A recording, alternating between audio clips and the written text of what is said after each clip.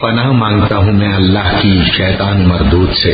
شروع اللہ کا نام لے کر جو بڑا مہربان نہایت رحم والا ہے۔ مومنو، اگر تم میری راہ میں لڑنے اور میری خوشنودی طلب کرنے کے لیے مکے سے نکلے ہو تو میرے اور اپنے دشمنوں کو دوست نہ بناؤ۔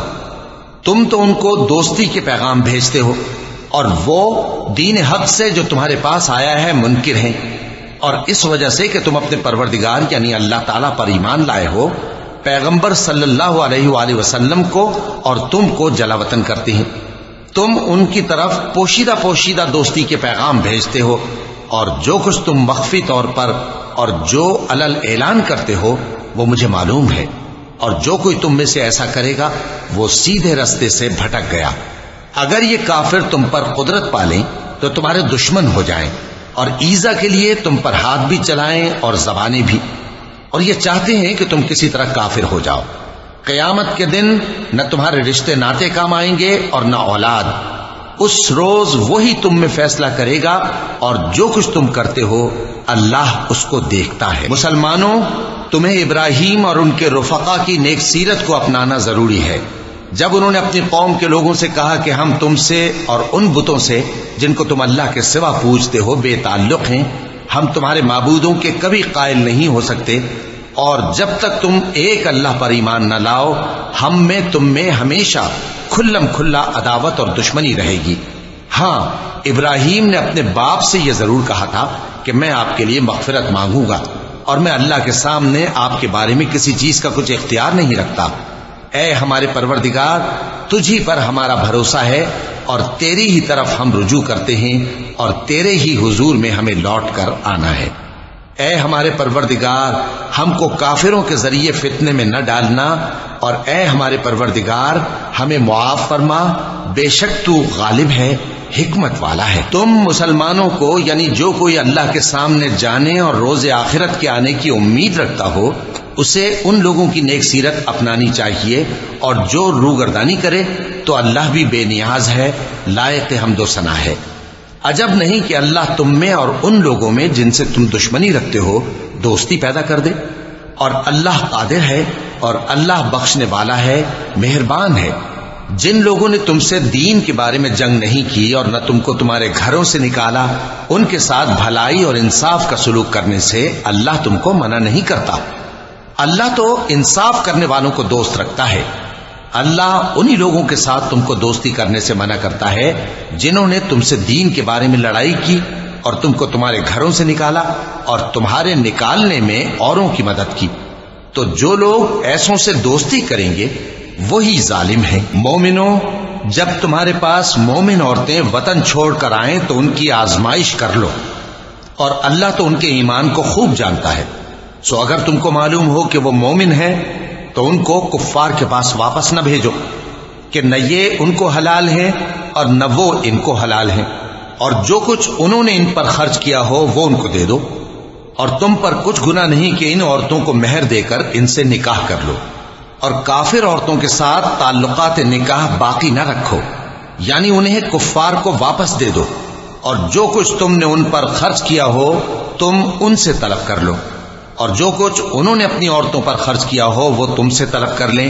یہ اللہ کا حکم ہے جو تم میں فیصلہ کیے دیتا ہے، اور اللہ جاننے والا ہے، حکمت والا ہے۔ اور اگر تمہاری بیویوں میں سے کوئی تمہارے ہاتھ سے نکل کر کافروں کے پاس چلی جائے اور اس کا مہر وصول نہ ہوا ہو، پھر تم ان سے جنگ کرو اور ان سے تم کو غنیمت ہاتھ لگے، تو جن کی بیویاں چلی گئی ہیں ان کو اس مال میں سے اتنا دے دو جتنا انہوں نے خرچ کیا تھا، اور اللہ سے جس پر تم ایمان لائے ہو ڈرتے رہو۔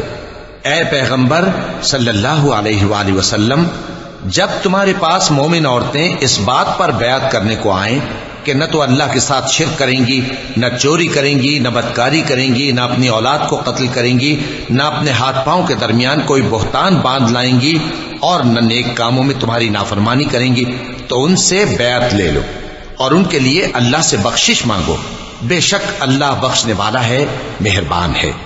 مومنوں، ان لوگوں سے جن پر اللہ غصے ہوا ہے دوستی نہ کرو، کیونکہ جس طرح کافروں کو مردوں کے جی اٹھنے کی امید نہیں، اسی طرح ان لوگوں کو بھی آخرت کے آنے کی امید نہیں۔ صدق اللہ العظیم۔ پناہ مانگتا ہوں میں اللہ کی شیطان مردود سے۔ شروع اللہ کا نام لے کر جو بڑا مہربان نہایت رحم والا ہے۔ جو چیز آسمانوں میں ہے اور جو زمین میں ہے سب اللہ کی تسبیح کرتی ہے اور وہ غالب ہے، حکمت والا ہے۔ مومنو، تم ایسی باتیں کیوں کہا کرتے ہو جو کیا نہیں کرتے؟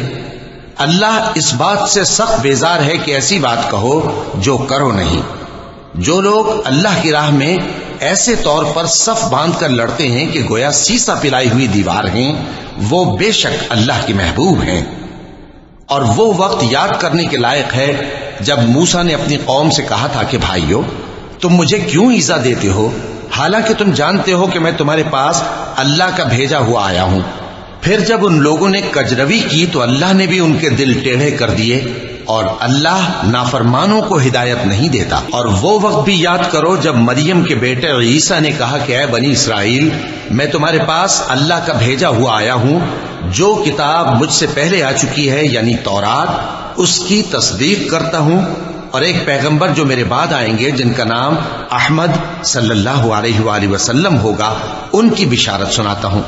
پھر جب وہ ان لوگوں کے پاس کھلی نشانیاں لے کر آئے تو کہنے لگے کہ یہ تو سراسر جادو ہے، اور اس سے زیادہ ظالم کون کہ بلایا تو جائے اسلام کی طرف اور وہ اللہ پر جھوٹ بہتان باندھے۔ اور اللہ ظالم لوگوں کو ہدایت نہیں دیا کرتا۔ یہ چاہتے ہیں کہ اللہ کے چراغ کی روشنی کو اپنی پھونکوں سے بجھا دیں، حالانکہ اللہ اپنی روشنی کو پورا کر کے رہے گا، خواہ کافر ناخوش ہی ہوں۔ وہی تو ہے جس نے اپنے پیغمبر کو ہدایت اور دین حق دے کر بھیجا تاکہ اسے سب دینوں پر غالب کرے، خواہ مشرکوں کو برا ہی لگے۔ مومنو، میں تم کو ایسی تجارت بتاؤں جو تمہیں عذاب علیم سے نجات دے، وہ یہ کہ اللہ پر اور اس کے رسول صلی اللہ علیہ وآلہ وسلم پر ایمان لاؤ اور اللہ کی راہ میں اپنے مال اور جان سے جہاد کرو۔ اگر سمجھو تو یہ تمہارے حق میں بہتر ہے۔ وہ تمہارے گناہ بخش دے گا اور تم کو جنت کے باغوں میں جن کے نیچے نہریں بہ رہی ہیں اور پاکیزہ مکانات میں جو ہمیشہ کی بہشت میں ہیں داخل کرے گا۔ یہی بڑی کامیابی ہے۔ اور ایک اور چیز جس کو تم بہت چاہتے ہو، یعنی تمہیں اللہ کی طرف سے غلبہ نصیب ہوگا اور فتح عنقریب ہوگی، اور مومنوں کو اس کی خوشخبری سنا دو۔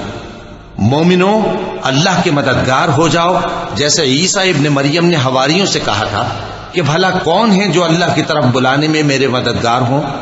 حواریوں نے کہا کہ ہم اللہ کے مددگار ہیں۔ سو بنی اسرائیل میں سے ایک گروہ تو ایمان لے آیا اور ایک گروہ کافر رہا۔ آخر ہم نے ایمان لانے والوں کو ان کے دشمنوں کے مقابلے میں مدد دی، سو وہ غالب ہو گئے۔ پناہ مانگتا ہوں میں اللہ کی شیطان مردود سے۔ شروع اللہ کا نام لے کر جو بڑا مہربان نہایت رحم والا ہے۔ جو چیز آسمانوں میں ہے اور جو چیز زمین میں ہے سب اللہ کی تسبیح کرتی ہے۔ جو بادشاہ حقیقی ہے، پاک ہے، زبردست ہے، حکمت والا ہے۔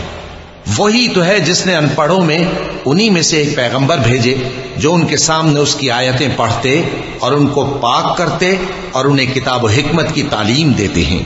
اور اس سے پہلے تو یہ لوگ کھلی گمراہی میں تھے، اور ان میں سے اور لوگوں کی طرف بھی ان کو بھیجا ہے جو ابھی ان مسلمانوں سے نہیں ملے، اور وہ غالب ہے، حکمت والا ہے۔ یہ اللہ کا فضل ہے، جسے چاہتا ہے عطا فرماتا ہے، اور اللہ بڑے فضل کا مالک ہے۔ جن لوگوں کو تورات کا حامل بنایا گیا پھر انہوں نے اس کے حامل ہونے کا حق ادا نہ کیا، ان کی مثال گدھے کی سی ہے جس پر بڑی بڑی کتابیں لدی ہوں۔ جو لوگ اللہ کی آیتوں کی تکذیب کرتے ہیں ان کی مثال بری ہے، اور اللہ ظالم لوگوں کو ہدایت نہیں دیتا۔ کہہ دو کہ اے یہود، اگر تم کو یہ دعویٰ ہو کہ تم ہی اللہ کے دوست ہو اور دوسرے لوگ نہیں، تو اگر تم سچے ہو تو ذرا موت کی آرزو تو کرو۔ اور یہ لوگ ان اعمال کے سبب جو یہ کر چکے ہیں ہرگز اس کی آرزو نہیں کریں گے، اور اللہ ظالموں سے خوب واقف ہے۔ کہہ دو کہ موت جس سے تم بھاگتے ہو وہ تو تمہارے سامنے آ کر رہے گی، پھر تم پوشیدہ اور ظاہر کے جاننے والے مالک کی طرف لوٹائے جاؤ گے، پھر جو کچھ تم کرتے رہے ہو وہ سب تمہیں بتائے گا۔ مومنو، جب جمعے کے دن نماز کے لیے اذان دی جائے تو اللہ کے ذکر کی طرف لپکو اور خرید و فروخت ترک کر دو، اگر سمجھو تو یہ تمہارے حق میں بہتر ہے۔ پھر جب نماز ہو چکے تو زمین میں پھیل جاؤ اور اللہ کا فضل تلاش کرو، اور اللہ کو بہت بہت یاد کرتے رہو تاکہ کامیاب ہو جاؤ۔ اور جب ان لوگوں نے سودا بکتا یا تماشا ہوتا دیکھا تو ادھر بھاگ لیے، اور اے نبی صلی اللہ علیہ وآلہ وسلم تمہیں خطبے میں کھڑا چھوڑ گئے۔ کہہ دو کہ جو چیز اللہ کے ہاں ہے وہ تماشے اور سودے سے کہیں بہتر ہے، اور اللہ سب سے بہتر رزق دینے والا ہے۔